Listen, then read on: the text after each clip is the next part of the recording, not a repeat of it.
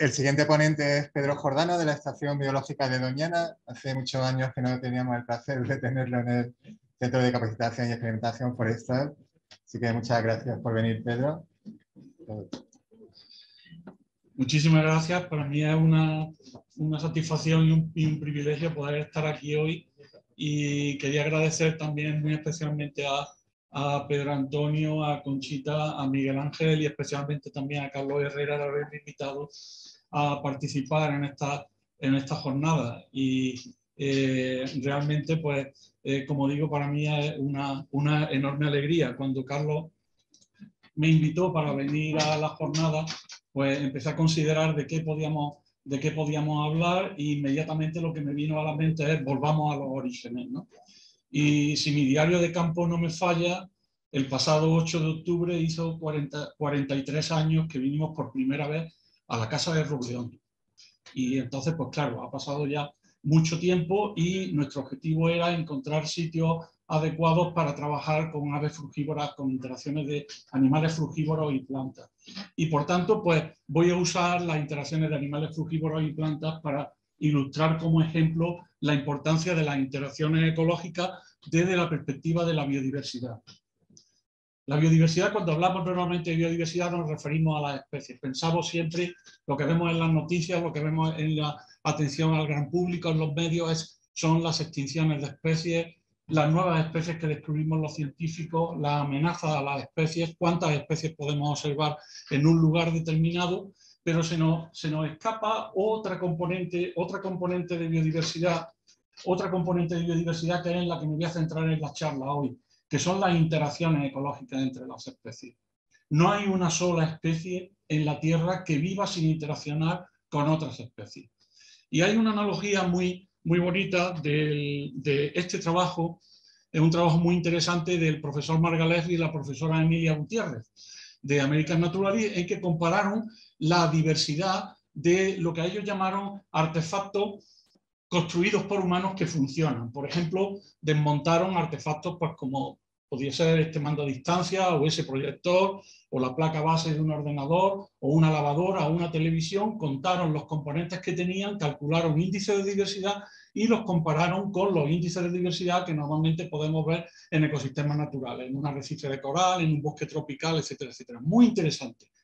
Pero el profesor Margalef y Emilia Gutiérrez y la profesora Gutiérrez establecían ahí una analogía muy importante, que es que si queremos entender la funcionalidad de un artefacto que funciona, necesitamos algo más que el inventario de las partes que lo componen. Necesitamos conocer algo más que el catálogo, el inventario de cuáles son las partes que tiene.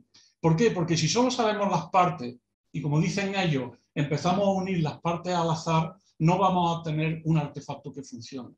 ¿Qué es la otra cosa que nos hace falta para entender eso? Para entender la funcionalidad, por ejemplo, de este pequeño juguete de Mecano. Son cómo interaccionan esas 270 piezas de 38 tipos diferentes que constituyen ese pequeño juguete.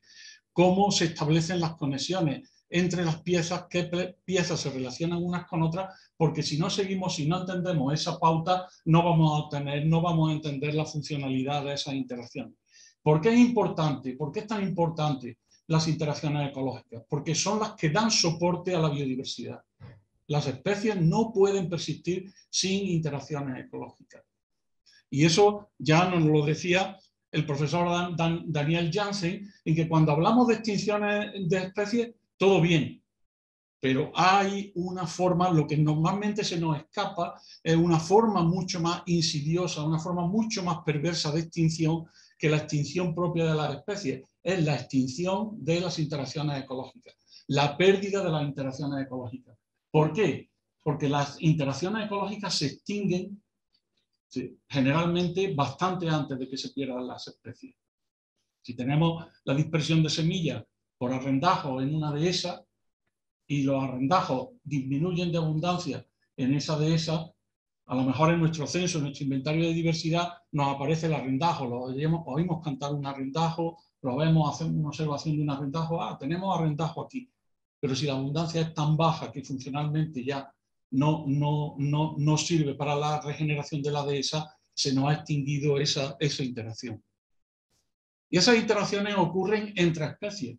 Normalmente las catalogamos, igual que catalogamos la biodiversidad de especies, podemos catalogar la biodiversidad de interacciones.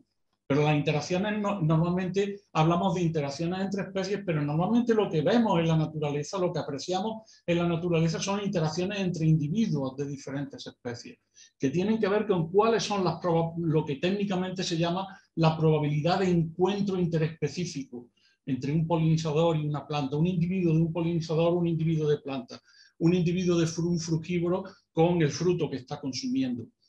Y esas probabilidades de interacción son determinantes de cómo acontecen las interacciones. Las podemos muestrear exactamente lo mismo que muestreamos especies. Y es muy importante porque ahora vamos a ver después, cuando examinemos las interacciones, qué es lo que acontece en estas interacciones, qué pasa cuando existen esos encuentros. ¿Por qué son importantes las interacciones y especialmente en el bosque que tenemos aquí, en el bosque mediterráneo? Porque hay una gran parte de la diversidad de especies de plantas que muestran adaptaciones para ser dispersadas por animales frugívoros, lo que se llama endozoocoria. El animal obtiene un beneficio al consumir la pulpa carnosa de estos frutos y la planta obtiene un beneficio que es la dispersión de sus semillas. Las plantas no se mueven, las plantas están donde están, lo que se mueven son sus genes.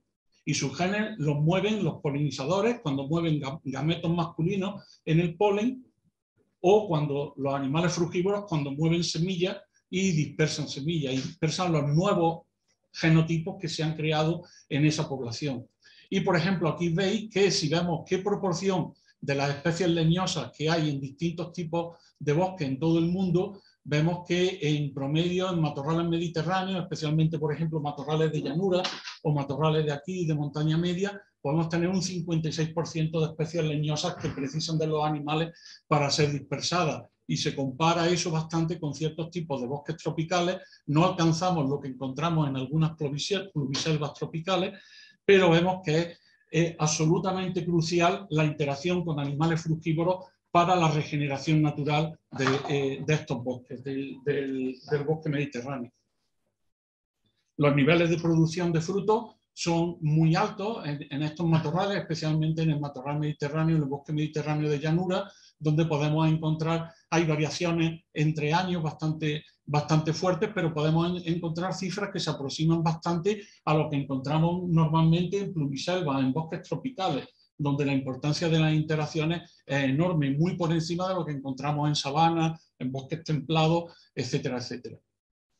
Y luego, por otro lado, tenemos una fauna de frugívoros muy importante, muy diversa. Los frutos, esa enorme producción de frutos, un recurso trófico muy importante, es también fundamental para la consecución, para que se completen adecuadamente los ciclos anuales naturales de estas especies de animales frugívoros, entre las que tenemos numerosas especies de paseriformes de diferentes tamaños. Tenemos también, por ejemplo, el lagarto celado, es fuertemente frugívoro, especialmente los individuos adultos. Luego, por ejemplo, pues todo un elenco de especies de carnívoros, que ya, por ejemplo, pues Carlos Herrera puso de manifiesto de forma pionera la importancia tremenda que tienen en la regeneración del bosque mediterráneo, y también, por supuesto, no nos olvidemos de las especies extinguidas, también aquí en Cazorla, de megafauna, de grandes mamíferos como pueden ser el oso pardo o el lobo. El lobo no es tan frugívoro, pero también consume frutos, y el oso pardo es fuertemente frugívoro.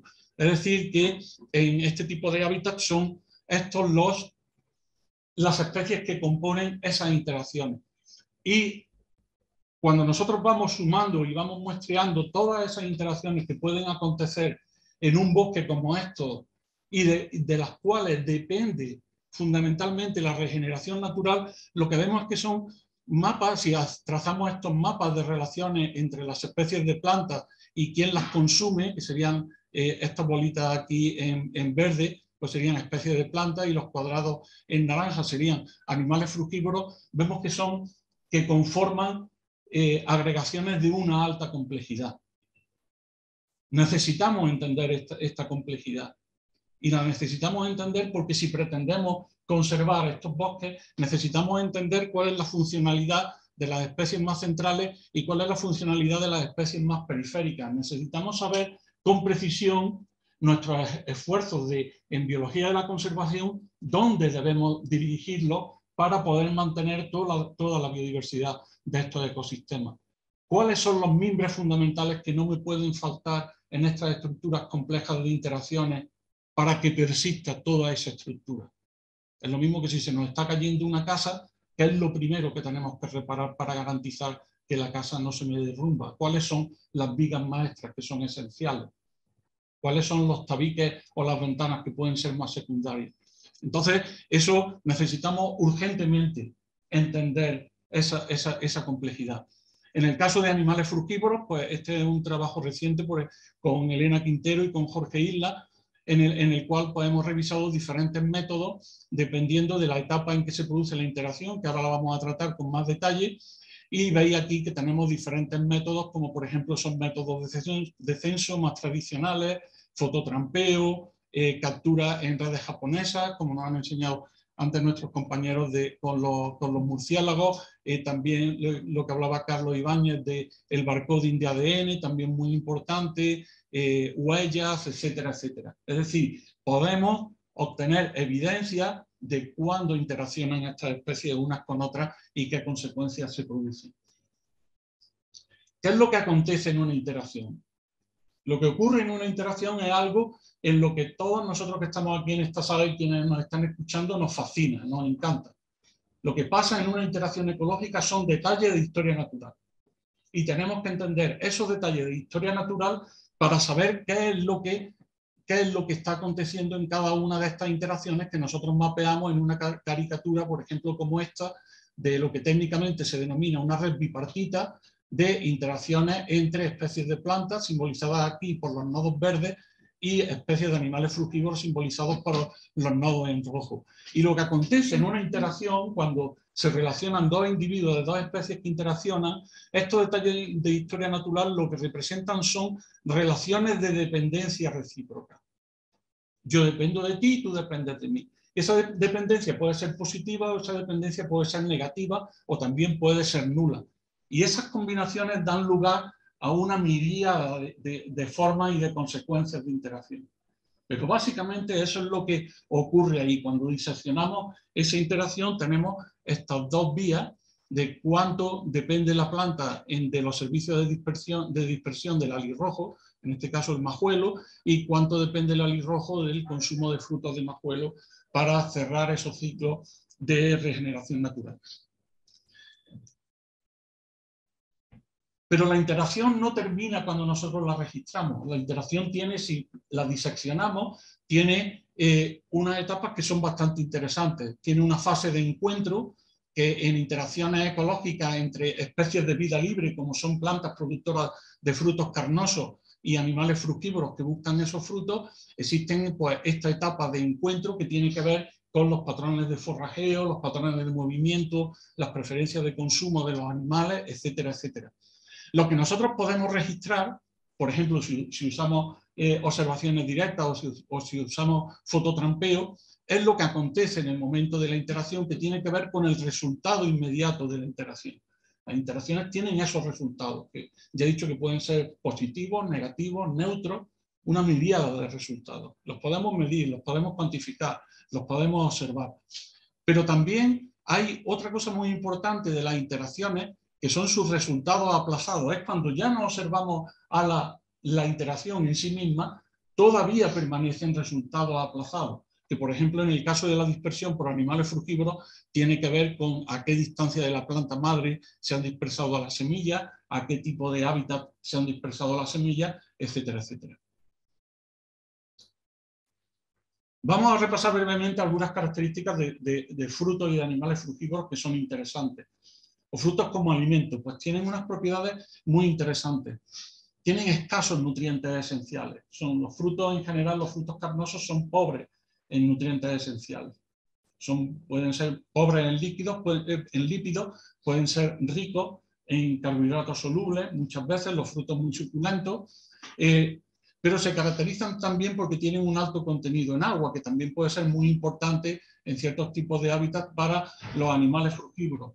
Otro aspecto muy importante de las características de los nutrientes de frutos carnosos es que son muy desequilibrados entre diferentes especies. Los frutos de una especie, las componentes de proteína, por ejemplo, de nitrógeno proteico, de carbohidratos solubles, de carbohidratos estructurales, de compuestos secundarios, de lípidos, etcétera, pues están fuertemente desequilibradas. Y no digamos si nos referimos a los minerales, la cantidad relativa de potasio, manganeso, calcio, etcétera, etcétera, suele estar muy desequilibrada. Con lo cual, una especie de frugívoro que quiera consumir exclusivamente frutos tiene que diversificar enormemente la dieta.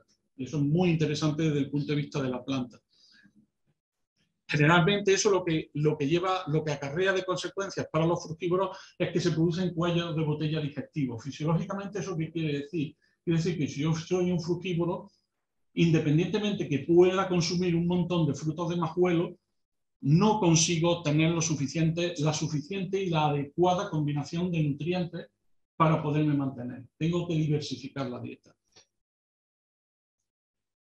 Y desde la perspectiva de los frugívoros, pues eso lo que hace es que, sobre todo en especies fuertemente frugívoras, como en nuestro caso en el matorral mediterráneo, la curruca capirotada, los frugívoros usan menús, usan combinaciones de frutos. No vamos a entrar en detalle porque no tengo tiempo, pero cuando tú analizas cuáles son las combinaciones de frutos que aparecen en muestras fecales, por ejemplo, de currucas capirotadas, pues podemos encontrar hasta 7 especies de frutos carnosos distintas en una única muestra fecal.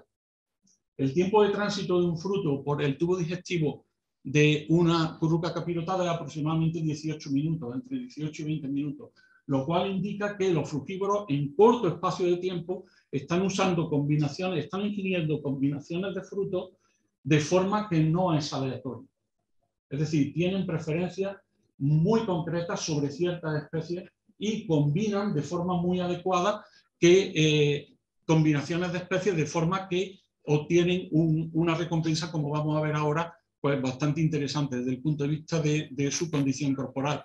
Y consumen, en las dietas mixtas se consumen también artrópodos, aunque fundamentalmente pues son frutos carnosos. Y por ejemplo, aquí pues estoy representando a lo largo del tiempo pues el peso corporal, por ejemplo, de individuos recapturados de curruca mosquitera y de curruca capirotada a lo largo del año. La curruca mosquitera, como sabéis, es una migrante transsahariana, y fijaros que en periodos de tiempo muy cortos tienen incrementos espectaculares en el peso corporal, en la masa corporal, el mismo individuo.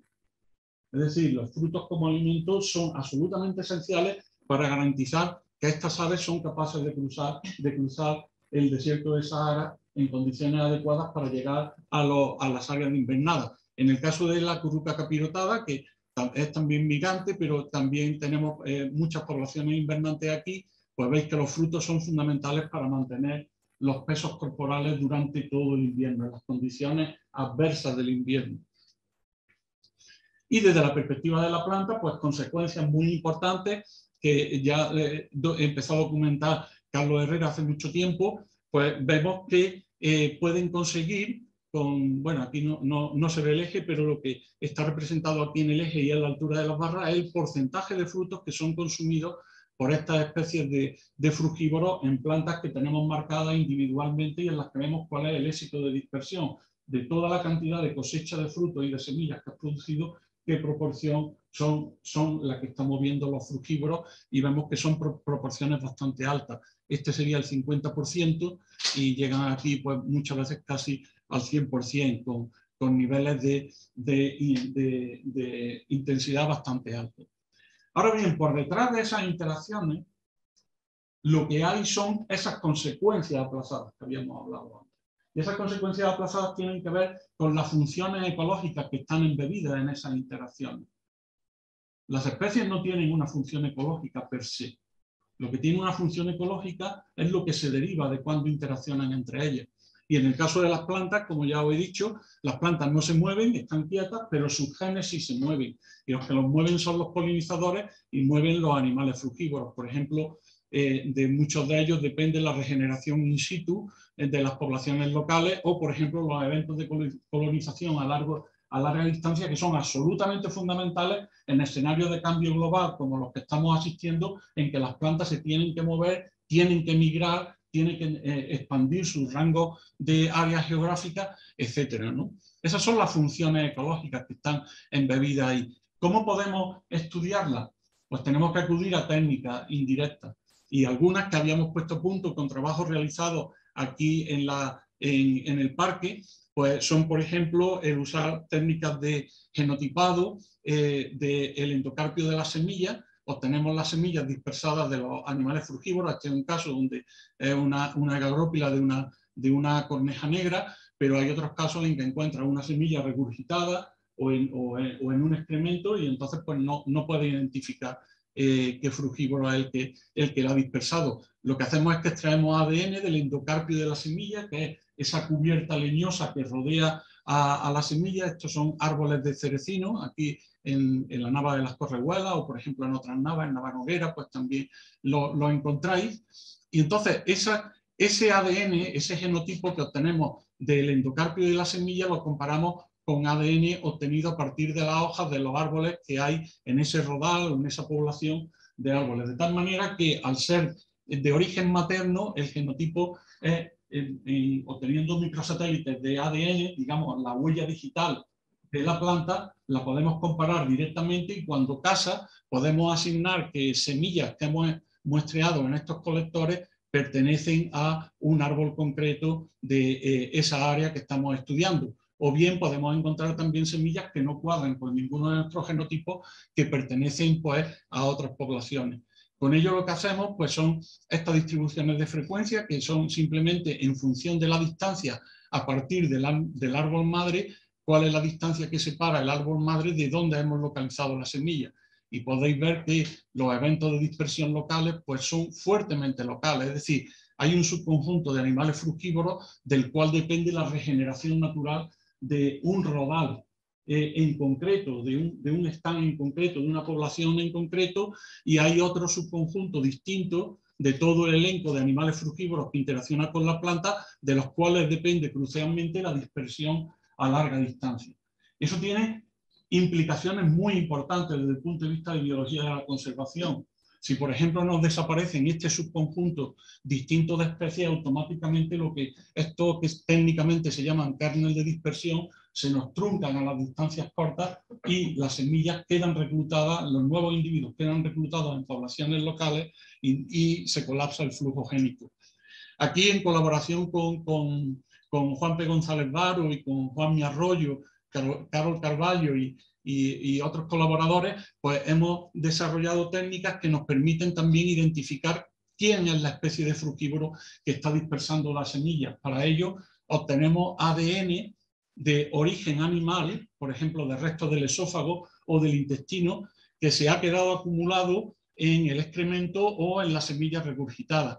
Extraemos ADN de ahí, lo amplificamos y con técnicas muy parecidas a las que he explicado antes Carlos Ibáñez en el caso de las dietas de los murciélagos, lo que comparamos con librerías de ADN del Barcode of Life e identificamos cuál es la especie que dispersa la semilla. De nuevo, en matorrales de llanura, cerca de Jerez, con Juan P. González Varo, pues hemos estado estudiando cómo se regeneran, por ejemplo, en estos fragmentos de bosque mediterráneo de llanura, cuáles son los animales frugívoros que contribuyen en mayor proporción a la regeneración que podría haber en zonas marginales, abandonadas de agricultura, y quiénes son los que contribuyen. Y veis aquí que mientras en el bosque, es que no se ve está tapado por esto, pero en el bosque, en el fragmento de bosque, pues tenemos un elenco bastante diverso, pero los frugívoros de los cuales depende la dispersión a más larga distancia y eventualmente la colonización del área agrícola, pues es un conjunto pues, muy distinto de especies.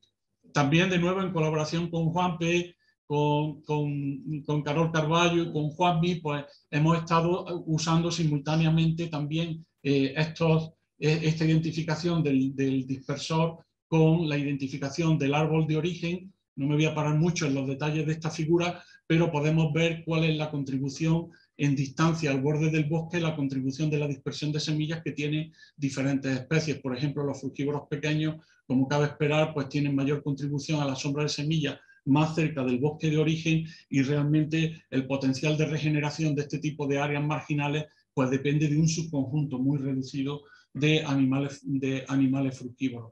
Igual también respecto a la proveniencia de la fuente de semillas. Hay una gran importancia de las semillas locales, que son dispersadas fundamentalmente por los frugívoros de menor tamaño. Los frugívoros de mayor tamaño pues son los que están contribuyendo semillas desde fuentes de propágulos mucho más distantes, y eso es bastante importante desde el punto de vista de regeneración.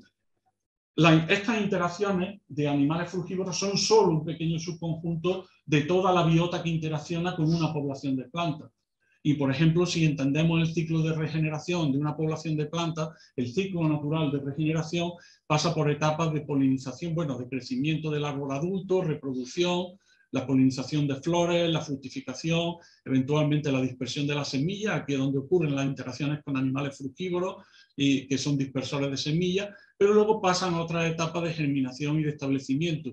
Y ahí realmente pues, se genera una complejidad de mezclas de interacciones que es muy urgente que entendamos para ser capaces de, pues, en un esfuerzo, por ejemplo, de regeneración, de repoblación forestal o de regeneración de poblaciones, cuáles son las teclas que tenemos que tocar de los ciclos vitales de esta especie. Son probabilidades de transición, y entonces si cualquiera de estas es cero, automáticamente se nos colapsa todo el ciclo de regeneración natural. Eso lo estamos haciendo utilizando pues, estas nuevas técnicas de teoría de redes complejas, se llaman redes multicapas, en las cuales, por ejemplo, podemos tener las plantas de una población, que serían estos símbolos verdes, están relacionadas entre sí a través de la misma planta, se relaciona en distintas capas con distintos conjuntos de la biota animal. Por ejemplo, con herbívoros antagonistas, con polinizadores, con dispersores de semillas, con depredadores de semillas, de nuevo antagonistas, etcétera, etcétera.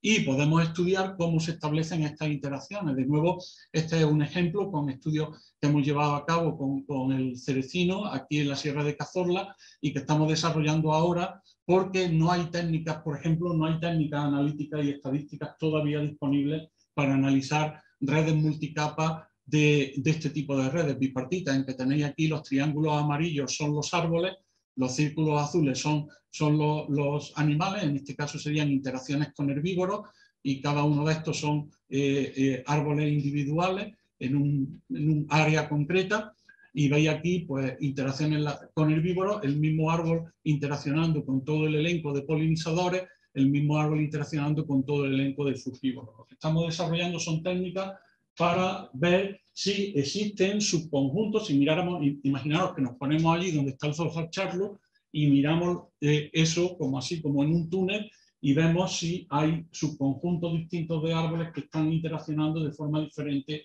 con subconjuntos diferentes de la biota que puede haber en un sitio megadiverso, como puede ser un bosque de estos. Eso lo queremos entender porque realmente toda la demografía de estas poblaciones de árboles y arbustos depende crucialmente de esas interacciones, tanto de las interacciones mutualistas como las antagonistas. Son algunas, simplemente tenéis ahí unas consideraciones para viendo lo importante que es catalogar lo que denominamos la red de la vida, es decir, las interacciones. Más allá de los catálogos y el inventario de especies, lo que necesitamos urgentemente son estos inventarios de interacciones. Pero yo quiero aprovechar estos minutos, o el minuto que me queda, para hacer una reflexión sobre la importancia de esto que estamos viendo aquí hoy, ¿no?